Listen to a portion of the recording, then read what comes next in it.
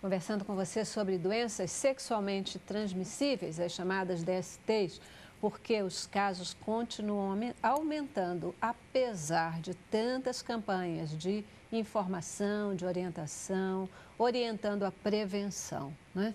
Como diz o doutor Carlos, não tem prevenção, tem precaução, né? Quer dizer, as pessoas conscientes, elas têm que se precaver para poder não acontecer, tem que ter consciência de não contaminar o outro, tem que ter consciência. Me parece que essa é a palavra-chave, né? Consciência e informação, informação e consciência, para poder a gente dar uma virada nessa questão das doenças sexualmente transmissíveis. Então, uma grávida que contraia qualquer das doenças que vocês já citaram, ou até alguma outra que vocês queiram citar, o feto é automaticamente infectado ou tem casos especiais em que o feto é infectado? Não, na gestação é interessante. A placenta, na maioria das vezes, ela serve como anteparo para o bebê. A placenta, o líquido amniótico. Se sabe hoje que o vírus do HIV, ele é transplacentário. Porém, durante a gravidez, é a única DST comprovadamente que traz malefícios ao concepto, porém já existe um tratamento imediatamente ao parto. Se faz se faz, o colega também sabe disso, se faz a prevenção, durante o pré-natal todo, se faz o tratamento com a medicação correta, a ciclovir, e na hora do parto, se tem que se fazer o parto e não amamentar. O parto geralmente é um parto por via alta, cesariana, onde se evita qualquer contato com aquele líquido e o bebê tem uma rotina, tem um protocolo todo para que aquele bebê depois da cesariana, depois do parto, ele siga fazendo os exames até dar negativo a viremia dele. Isso existe.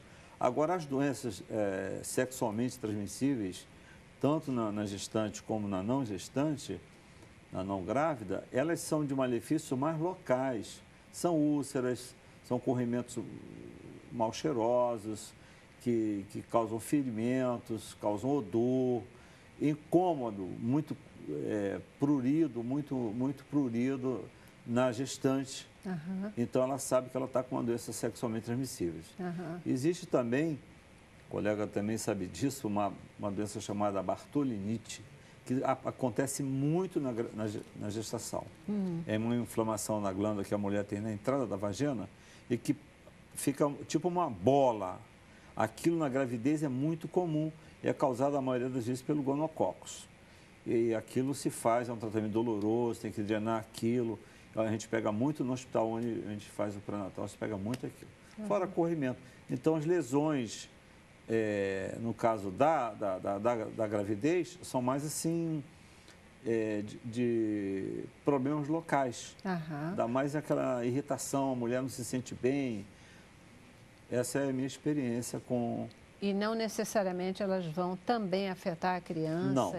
Não. A não ser no futuro que você vai ver uma sífilis congênita, mas aí se faz o VDRL, se faz o VDRL durante a gravidez, para ver o nível que ela tem. Um para 16, um para 32, e se faz a medicação.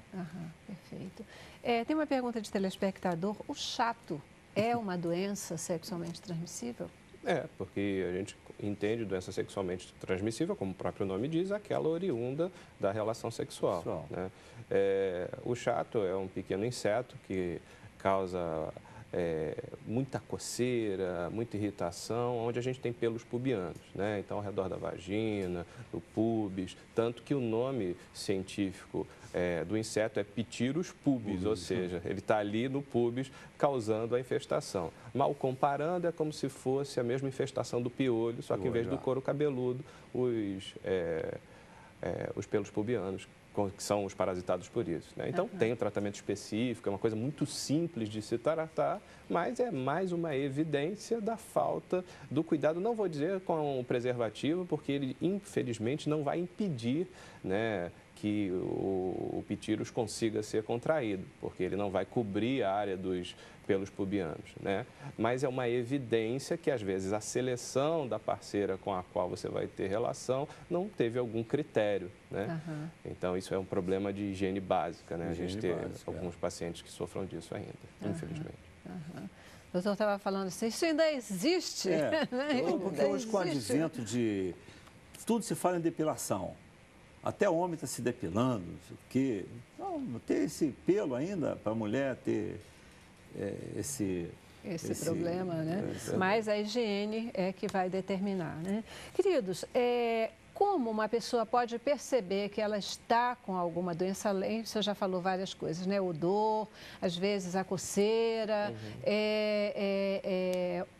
febre, mal-estar geral, infartamento ganglionar, quer dizer, você dá uma virilha cheia de gânglios, gânglios do pescoço, febre, mal-estar. Ou às vezes nada. Esse é o grande problema. Ou às vezes a gente pode estar infectado por uma doença e não ter absoluto nenhum sintoma. E aí, faz como? E aí é que vem a história da educação, da prevenção. Isso já foi até assunto de outro programa relacionado a câncer da próstata. Se a gente conseguir criar na cabeça dos pacientes, homens e mulheres, o cuidado com sua saúde a partir do momento que começa a atividade sexual, de pelo menos uma vez ao ano, fazer uma bateria de exames, ir ao médico, que é até o momento de talvez conseguir captar algum ensinamento que não conseguiu durante a sua educação sexual, isso talvez já consiga aumentar os diagnósticos daquelas doenças que têm um grande período de incubação ou aquelas doenças que se manifestam em crise. A pessoa teve uma crise de herpes, foi embora, agora estou curado disso. Isso não é verdade. Né? Então, a gente faz diagnóstico, vira e mexe do consultório de HIV. E nem sempre a pessoa foi lá para saber disso. Verdade. É porque está na nossa lista de exames preventivos, vamos dizer assim, que a gente tem que solicitar para aquele paciente e está lá o diagnóstico. Então, acho que... Uma das coisas importantes que eu vou tocar nesse assunto, o colega também vai falar, que era a opinião dele também. Por que é tão difícil falar de sexo? Com a sua companheira, por exemplo, você está casado ali com sua mulher, você acha que a relação sexual não está legal, você vê umas coisas por aí, aí chama a parceira, vem cá, filha, vamos tentar, o que está vendo? Você está me estranhando? Verdade. Por que existe isso? Você consegue responder essa pergunta? Você consegue responder isso? Eu acho que a gente deu uma encostada na parede, não pergunta. Mas, infelizmente, é muito fácil de responder. É porque isso é muito dogmático. Né? Você pode falar com uma pessoa de tudo. Você pode quebrar o seu carro e falar de mecânica com a sua companheira. Ali a roda está fazendo um barulho, vou ter que levar no mecânico. Mas falar, olha, nossa última relação, achei que aquele negócio ficou estranho, você falou um troço que eu não gostei. Então foi bom, vamos tentar repetir. Por que é tão estigmatizado falar disso? É justamente pelo preconceito. O que ele pensará de mim, o que ela pensará de mim, se eu tocar nesse assunto? Qual é o preconceito que gira na cabeça do meu esposo, do meu namorado, quando eu vou falar sobre isso? E vice-versa, quando o homem fala disso, quem foi que te falou isso na rua? Quem foi a mulher que te ensinou essa história e você está querendo repetir comigo? E, na verdade, às vezes o casal, marido e esposa, não falam a respeito dessas questões, não desenvolvem um relacionamento sexual mais bacana e mais satisfatório, mas vai conversar com outras pessoas e vai fazer com outra pessoa. E aí vai afetar a relação matrimonial, né? Então, talvez a gente tenha que realmente buscar conversar mais. O casal é isso, o sexo é para ser vivido em plenitude entre o casal. Com o parceiro, né? Com o parceiro, então, com a sua parceira. E você vai ficar feliz, não vai precisar buscar sexo fora do casamento. Eu acho que esse é o grande viés.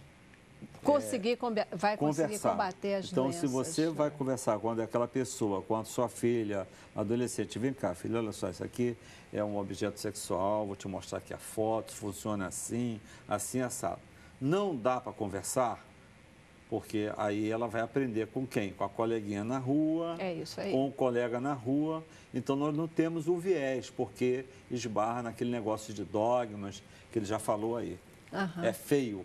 Sexo é feio, mas existe. Não devia ser, porque sexo foi criado por Deus. Né? Sexo foi criado por Deus para o homem, para que esse homem e essa mulher sejam felizes o tempo todo. Concordo. Né? Com certeza. Ai, ai, tempo passa, o tempo voa, a gente já vai aqui para o nosso último intervalo, mas vamos para o intervalo que é para a gente poder ter ainda um tempinho no retorno e para as nossas considerações finais. Perfeito. Tá bom? Vamos lá.